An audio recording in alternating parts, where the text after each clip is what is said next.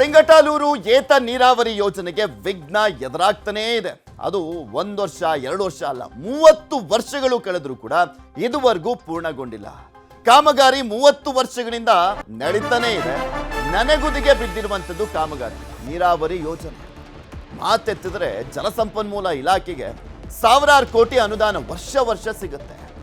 ಅದ್ಯಾವ್ಯಾವ ಯೋಜನೆಗಳಿಗೆ ಸುರಿತಾ ಇದ್ದಾರೆ ಗೊತ್ತಾಗ್ತಾ ಇಲ್ಲ. ಯಾಕೆಂದ್ರೆ ಈ ಯೋಜನೆನೇ ಬೆಸ್ಟ್ ಎಕ್ಸಾಂಪಲ್. 30 ವರ್ಷಗಳಿಂದ ನಡೀತಾ ಇದೆ, ಆದರೆ ಇದುವರೆಗೂ ಕಂಪ್ಲೀಟ್ ಆಗಿಲ್ಲ. ತುಂಗಭದ್ರಾ ನದಿಯಿಂದ ನೀರು ಹರಿಸುವಂತ ಯೋಜನೆ ಇದು. ಕೊಪ್ಪಳ ಜಿಲ್ಲೆಯ ಮಳೆಯಾಶ್ರಿತ ತಾಲೂಕುಗಳಿಗೆ ನೀರನ್ನ ಕೊಡುವಂತ ಯೋಜನೆ. ನೀರಿಗಾಗಿ ಕೊಪ್ಪಳ, ಕುಕನೂರು, ಯಲಬುರ್ಗಾ ಜನರು ಆಗ್ರಹಿಸ್ತಾನೇ ಇದ್ದಾರೆ. 30 ವರ್ಷಗಳಿಂದನೂ ಆಗ್ರಹಿಸ್ತಾ ಇದ್ದಾರೆ, ಆದರೆ ಇದುವರೆಗೂ ಕಂಪ್ಲೀಟ್ ಆಗಿಲ್ಲ.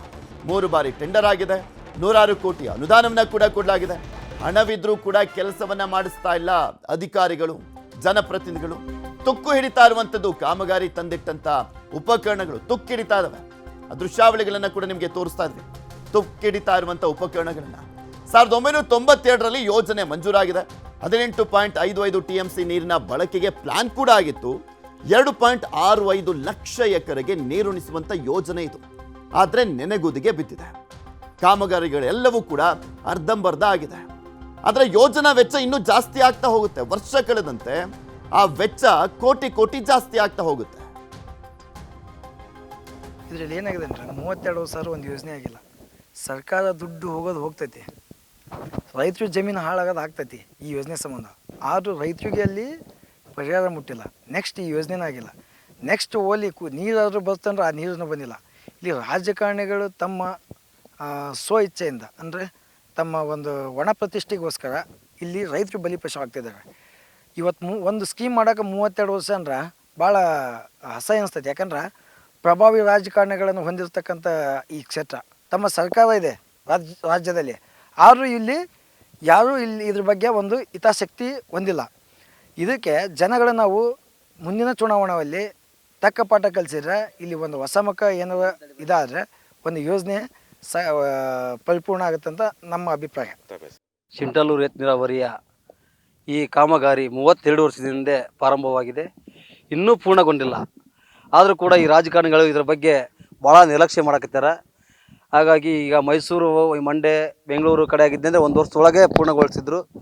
ಆದ ಕಾರಣ ಈಗ ಇಲ್ಲಿ ಲೋಕಲ್ ರಾಜಕಾರಣಿ ಆದ್ರೂ ಆ ಸ್ಕೀಮು ಈ ಕೃಷ್ಣ ಬೀಸ್ಕಿನ್ ತರ್ತೀನಿ, ಅವಂಡಿ ಬಾಟ್ಗೇರಿ ಎತ್ತ ತರ್ತೀವಿ ಅಂತೇಳಿ ಸುಳ್ಳು ಆಶ್ವಾಸನೆ ಕೊಟ್ಟು ಎಲೆಕ್ಷನ್ ಮಾಡ್ತಾರೆ. ಗೆದ್ದರೂ ಕೂಡ ಏನು ಮಾಡೋಂಗಿಲ್ಲ. ಇಬ್ಬರು ಮಿನಿಸ್ಟರ್ ಆಗಿದ್ದಾರೆ. ಗೆದ್ದಾಗ 2 ಮಿನಿಸ್ಟರ್ ಆಗಿ. ಇದ್ರ ಬಗ್ಗೆ ಇನ್ನಷ್ಟು ಮಾಹಿತಿಯನ್ನ ಕೊಡ್ತಾ ಹೋಗ್ತಾರೆ ನಮ್ಮ ಪ್ರತಿನಿಧಿ ಶರಣಪ್ಪ ಬಾಚಲಾಪುರ ನಮ್ಮ ಜೊತೆ ಸಂಪರ್ಕದಲ್ಲಿ ಜಾಯ್ನ್ ಆಗಿದ್ದಾರೆ. ಶರಣಪ್ಪ, ನೋಡ್ತಾನೆ ಇದೀವಲ್ಲ 32 ವರ್ಷ ಅಂದ್ರೆ 8-10 ಸರ್ಕಾರಗಳು ಬಂದು ಚೇಂಜ್ ಆಗೋದು. ಸುಮಾರು ಒಂದು 15-20 ಜನ ಉಸ್ತುವಾರಿ ಸಚಿವರುಗಳು ಬಂದು ಚೇಂಜ್ ಆಗೋಗಿದ್ದಾರೆ. ಜಲಸಂಪನ್ಮೂಲ ಸಚಿವರು ಬಂದು ಚೇಂಜ್ ಆಗೋಗಿದ್ದಾರೆ.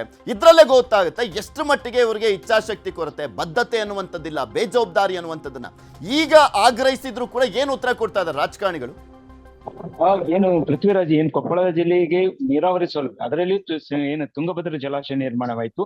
ಆ ಜಲಾಶಯದ ಹಿನ್ನೀರಿನಲ್ಲಿ ಏನು ಮುಳುಗಡೆ ಆಗಿರುವಂತಹ ರೈತರಿಗೆ ಒಂದು ಸಹಕಾರಿ ಆಗ್ಲಿ ಅನ್ನೋದು ಒಂದು ಸಿಂಗಟಲೂರು ಏತ ನೀರಾವರಿಯನ್ನ ಸುಮಾರು 18 TMC ಅಷ್ಟು ನೀರನ್ನು ಸಂಗ್ರಹಿಸಿ ಅಲ್ಲಿ ಏನು ಹಡಗಲಿ ತಾಲೂಕು ಮತ್ತು ಕೊಪ್ಪಳ, ಗದಗ ಜಿಲ್ಲೆಯ ನೀರಾವರಿ ಸೌಲಭ್ಯ ಕಳಿಸುವ ಒಂದು ಬೃಹತ್ ಆದ ಯೋಜನೆ.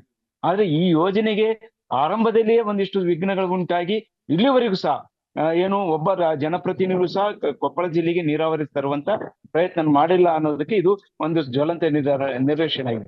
ಈ ಏನು ಇದಕ್ಕೆ ಇನ್ನೊಂದು ಸೇರಿಸೋದಾದ್ರೆ ಏನು ಹಡಗಲಿ ತಾಲೂಕಿಗೆ ಹಿಂದಿನ ಏನು ಉಪಮುಖ್ಯಮಂತ್ರಿ ಆಗಿದ್ದೋ ಮತ್ತು ಸಚಿವರಾಗಿರುವಂತ MP ಪ್ರಕಾಶ್ ಅವರ ಪ್ರಭಾವದಿಂದಾಗಿ ಅಲ್ಲಿ 40,000 ರೂಪಾಯಿ ಏನು ಬಲದಂಡೆ ಕಾಲುವೆಯಿಂದ 40,000 ಹೆಕ್ಟೇರ್ ಪ್ರದೇಶಕ್ಕೆ ನೀರಾವರಿ ಆಗಿದೆ.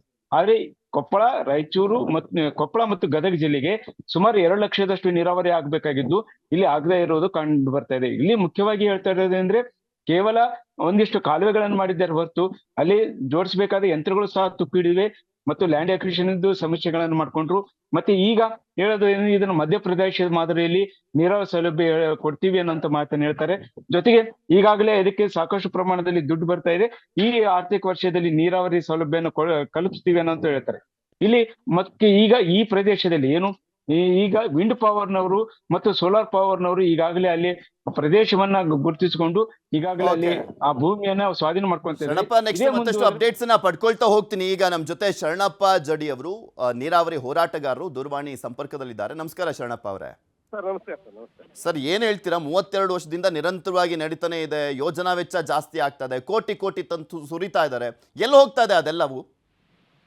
ಸರ್, ಇದು ನಿಜವಾಗ್ಲಿ ಬಹಳ ಖೇದವಾದಂತ ವಿಷಯ. ನಮ್ಮ ಭಾಗದಲ್ಲಿ ನೀರಾವರಿ ಯೋಜನೆಗೆ ಅನುದಾನ ತಂದು ಕಾಮಗಾರಿಗಳನ್ನ ಮಾಡಿ ದುಡ್ಡು ಮಾಡ್ತಾ ಇದ್ದಾರೆ ಹೊರತು ಯಾವುದೇ ಕಾರಣಕ್ಕೂ ಇಲ್ಲಿವರೆಗೂ 32 ವರ್ಷ ಆದ್ರೂ ಕೂಡ 1 ಎಕರೆ ಭೂಮಿಯನ್ನು ನೀರಾವರಿ ಮಾಡಿಲ್ಲ ಸರ್. ಸಂಪೂರ್ಣವಾಗಿ ಅವೈಜ್ಞಾನಿಕವಾಗಿ ಕಾಲುವೆ ನಿರ್ಮಾಣ ಮಾಡಿ ಆ ಕಾರಣಕ್ಕಾಗಿ ಇವತ್ತು ಡಿಲೇ ಮಾಡ್ತಾ ಮುಂದೂಡ್ತಾ ಬಂದಿದ್ದಾರೆ.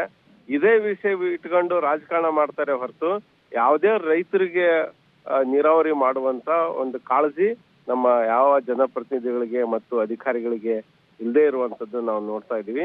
ನಾವು ಈ ಕುರಿತು ಸಾಕಷ್ಟು ಬಾರಿ ಹೋರಾಟ ಮಾಡಿದೀವಿ ಸರ್. ಆದ್ರೂ ಕೂಡ ನಾವು ಮಾಡ್ತೀವಿ ಅಂತ ಹೇಳ್ತಾ ಇದ್ರೆ, ಈಗ ಬಂದಂತ ಮುಖ್ಯಮಂತ್ರಿಗಳು ಏನ್ ಮಾಡಿದ್ರೆ, ನೀರಾವರಿ ಯೋಜನೆಗಳಿಗೆ ಯಾವುದೇ ರೀತಿಯಾದಂತ ಒಂದು ಸರಿಯಾದಂತ ಅನುದಾನ ಕೊಡ್ತಕ್ಕಂಥದ್ದು ಮಾಡ್ತಾ ಇಲ್ಲ. ಅದು ಈಗ ರೀಟೆಂಡರ್ ಆಗ್ಬೇಕು. ಈಗ ಹೋಗ್ಲಿ ಬಿಡಿ, ಈ ಮುಖ್ಯಮಂತ್ರಿಗಳು ಸರಿ ಕೊಡ್ತಾ ಇಲ್ಲ. 32 ವರ್ಷದಿಂದ ಏನ್ ಮಾಡ್ತಾ ಇದಾರಂತ ಈ ಹಿಂದೆ ಇದ್ದಂತವ್ರು? 8 ಸರ್ಕಾರಗಳು ಚೇಂಜ್ ಆಗೋದು. ನಿಮ್ಮ ಜಿಲ್ಲೆಗಳಲ್ಲೇ ಒಂದು 15-20 ಜನ ಸಚಿವರುಗಳು ಚೇಂಜ್ ಆಗೋಗಿದ್ದಾರೆ, ಉಸ್ತುವಾರಿ ಸಚಿವರುಗಳು. ಸತ್ಯ ಸರ್, ಸತ್ಯ. ಹೌದು ಸರ್. ಈಗ ಸ್ಥಳೀಯವಾಗಿ ಇರ್ತಕ್ಕಂಥ ನಾಯಕರು ಏನ್ ನಮ್ಮ ತಾಲೂಕು ಮಟ್ಟದ ನಾಯಕರು ಇದಾರ, ಅವರು ಇದಕ್ಕೆ ಸ್ಪಂದಿಸ್ಬೇಕು. ಮಾನ್ಯ ಕಾಡಿ ಸಂಗಣ್ಣ ಸಾಹೇಬ್ರು ತಕ್ಕ ಮಟ್ಟಿಗೆ ಆ ವಿಷಯದಲ್ಲಿ ಸ್ಪಂದನೆ ಮಾಡಿದ್ರು. ಆದ್ರೆ ಅವರಿಂದ ಕೂಡ ಇದು ನೀರಾವರಿ ಸಂಪೂರ್ಣವಾಗಿ ಮಾಡಕ್ ಆಗ್ಲಿಲ್ಲ ಸರ್. ಯಾಕಂದ್ರೆ ಬಹಳ ವರ್ಷನೇ ಶಾಸಕರಾಗಿದ್ದವರು ಸಂಗಣ್ಣ ಅವರು. ಈಗ ಇತ್ತೀಚೆಗೆ ಕಳೆದ 3 ಬಾರಿ ರಾಘವೇಂದ್ರ ಅವರು ಶಾಸಕರಾಗಿದ್ರು ಕೂಡ ಅವ್ರ ಅವಧಿಯಲ್ಲಿ ಬೇರೆ ಕಾಲುವೆ ನಿರ್ಮಾಣಗಳಾದ ಅವ್ರದೇ ಸರ್ಕಾರನೂ ಇದೆ, ಇವಾಗ ಅವ್ರ ಸರ್ಕಾರ ಇದೆ, ಅವರು ಸಾಕಷ್ಟು ಮುಖ್ಯಮಂತ್ರಿಗೆ ಹತ್ರ ಇದ್ದಾರೆ ಅಂತ ಹೇಳ್ತಾರೆ. ಈಗೆಲ್ಲ ಇದ್ದಾಗ ಕೂಡ ₹1 ಅನುದಾನವನ್ನು ತಂದು ಈ ಒಂದು ನೀರಾವರಿ ಯೋಜನೆ ಅನುಷ್ಠಾನ ಮಾಡೋದಕ್ಕಾಗಲಿಲ್ಲ. ಅಲ್ಲಿನ ಜನ ಅವ್ರ ಅಣ್ಣನ್ನು ಗೆಲ್ಸಿದಾರೆ, ಇವಾಗ ಇನ್ನೂ ಶಕ್ತಿ ಬಂದಂತಾಗಿದೆ ಅವ್ರಿಗೆ. ಸರ್, ಇದು ಈ ಶಕ್ತಿಯನ್ನು ಬಳಸ್ಕೊಂಡು ಯೋಜನೆಗಳನ್ನು ಮಾಡಿದ್ರೆ ರೈತರಿಗೆ ಅನುಕೂಲ ಆಗುತ್ತೆ. ಆದ್ರೆ ಈ ಶಕ್ತಿಯನ್ನು ಬಳಸ್ಕೊಂಡು ಜನರನ್ನ ದಾರಿ ತಪ್ಪಿಸುವಂತ ಕೆಲಸವನ್ನ ನಡೀತಾ ಇದೆ ಸರ್ ಕೊಪ್ಪಳದಲ್ಲಿ.